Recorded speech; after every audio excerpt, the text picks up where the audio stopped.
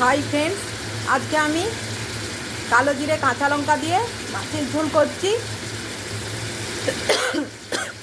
আর সেই জন্যে মাছটা আগে ভেজে তুলে নিয়েছি, আর কড়াতে কালো জিরে আর কাঁচা লঙ্কা ফোড়ন দিয়ে সেটা ফ্রাই করে তার সাথে আগের থেকে ভেজে রাখা ঝিঙে আলু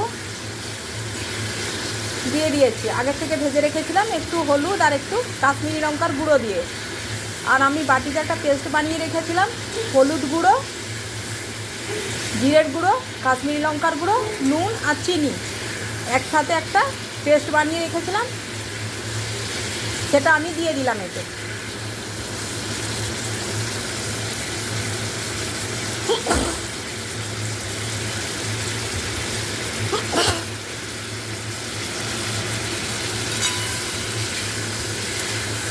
এবার এটা ভালো করে আমি কষাচ্ছি, ভালো করে একটা সুন্দর গন্ধ উঠছে।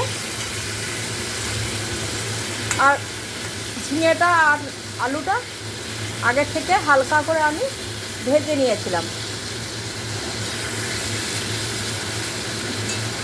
তো এটাতে বিশেষ আর কোনো মশলা আমি দেব না। আর আমি এখন গরম জল করে রেখেছি, এখানে পরিমাণ মতো যতটা আমি ঝোল খাবো সেভাবে আমি গরম জল একটু বানিয়ে রেখেছি, এই গরম জলটা আমি দিয়ে দেবো। রান্নাতে গরম জল দিলে সে রান্নার কালারটা খুব ভালো আসে। তো এটা আমার ভালো রকম ফ্রাই হয়ে গেছে, এর মধ্যে আমি একটু চিনিও অ্যাড করে দিয়েছি। এবার আমি ওই গরম জলটা এর মধ্যে দিয়ে দিচ্ছি।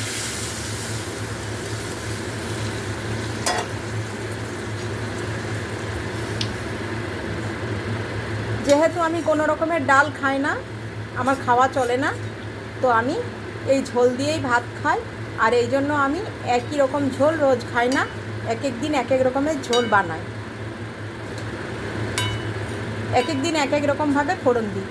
কেননা একই রকম ঝোলটা খেলে ঝোলটা আর ভালো লাগবে না খেতে, এক এক দিন এক এক রকমের ভাবে করি।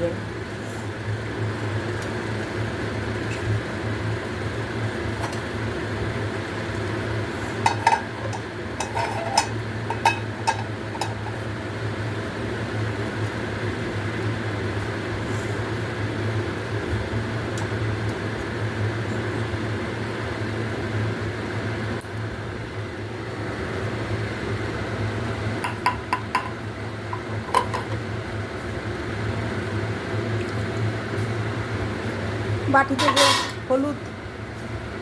হলুদ আর এই কাশ্মীরি লঙ্কার গুঁড়ো যে পেস্টটা বানিয়েছিলাম সেটা দিয়ে দিলাম এর মধ্যে।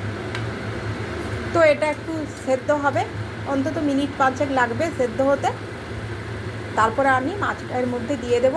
এটা গরম গরম ভাতের সাথে গরম গরম মাছের ঝোল খুব ভালো লাগবে।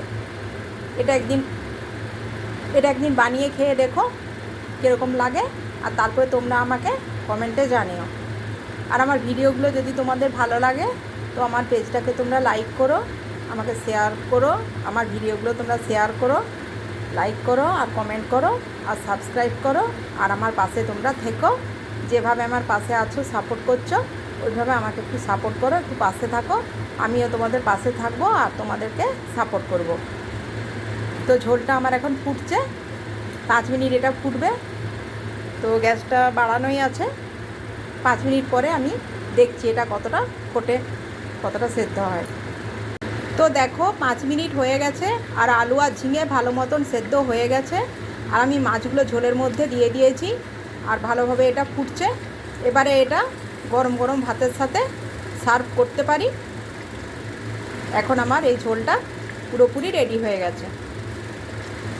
তো তোমরা এরকম করে আলু ঝিঙে দিয়ে মাছের ঝোল বানিয়ে খেয়ে আমাকে কমেন্টে জানাবে কেমন লাগছে।